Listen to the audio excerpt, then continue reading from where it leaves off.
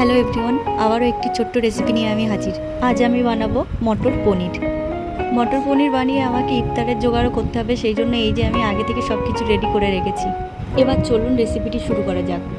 মটর পনির বানানোর জন্য প্রথমে যেটা লাগবে সেটা হলো পনির।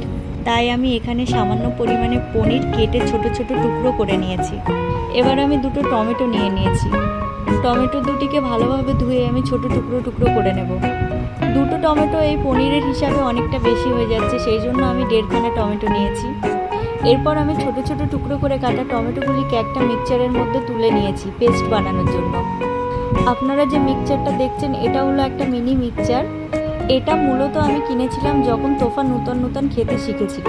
বাড়িতে বড় মিক্সচার আছে, বাট সেটা আমার সবসময় ব্যবহার করতে ভালো লাগতো না। তোফা যখন নতুন নতুন খেতে শিখেছিল ওকে সব খাবারই আমি পেস্ট বানিয়ে দিতাম, মানে পিউরি টাইপের। তাই মিক্সচারটা তখন খুবই ব্যবহার করতাম আর ভালোও লাগতো ছোট মিক্সচার। কথা বলতে বলতে এর মধ্যে আমার টমেটো পেস্ট হয়ে গেছে। আমি কিন্তু এর মধ্যে জল অ্যাড করিনি। এবার আমি এটাকে সাইডে রেখে ওভেনে একটা কড়াই বসিয়ে দেব। এরপর কড়াইতে সামান্য তেল দিয়ে দেবো এবং তেলটি গরম হয়ে গেলে আমি পনিরের ছোট ছোট টুকরোগুলি কড়াইয়ের মধ্যে দিয়ে দেব।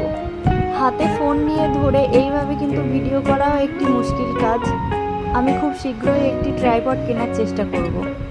সব পনিরের টুকরোগুলিকে কড়াইয়ের মধ্যে দেওয়ার পর আমি হালকা হাতে নাড়াচাড়া করব যতক্ষণ না হালকা ব্রাউন কালার চলে আসে, মানে হালকা ভেজে আমি এগুলোকে তুলে নেব। এই যে ভাজা হয়ে গেছে, এবার পনিরের টুকরোগুলিকে আমি একটা ছোট্ট থালার মধ্যে তুলে নিয়েছি। এই স্টিলের থালাতে আমার তোফা ভাত খায়। এরপর ওই একই কড়াইতে আমি সামান্য পরিমাণে গোটা জিরা দিয়ে দিয়েছি।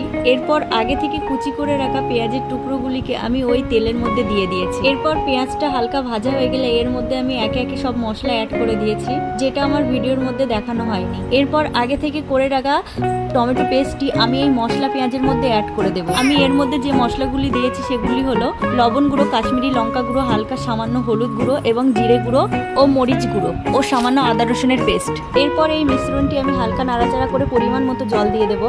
এরপর আগে থেকে ভেজে রাখা পনিরের টুকরোগুলিকে আমি এর মধ্যে অ্যাড করে দেবো ও এর সাথে আগে থেকে ছাড়িয়ে রাখা মটরশুঁটিগুলি আমি এর মধ্যে অ্যাড করে দেবো। আমার মেয়ে যেহেতু মটরশুঁটি খেতে ভালোবাসে, সেই জন্য আমি মটরশুঁটির পরিমাণটা একটু বেশিই নিয়েছি। আপনারা চাইলে এটা কিন্তু একটু কম পরিমাণে নিতে পারেন। এরপর হালকা নাড়াচাড়া করে আমি একটা ঢাকনা চাপা দিয়ে দেবো 5 মিনিটের জন্য। 5 মিনিট পর কিন্তু মটর পনির রেডি খাওয়ার জন্য। তবে হ্যাঁ, নামানোর আগে সামান্য পরিমাণে গরম মশলা গুঁড়ো ও ধনেপাতা অ্যাড করতে পারেন আপনারা। রেসিপিটি ভালো লাগলে অবশ্যই লাইক করবেন। দেখা হচ্ছে অন্য কোনো ভিডিওতে। ভালো থাকবেন, সুস্থ থাকবেন, টাটা।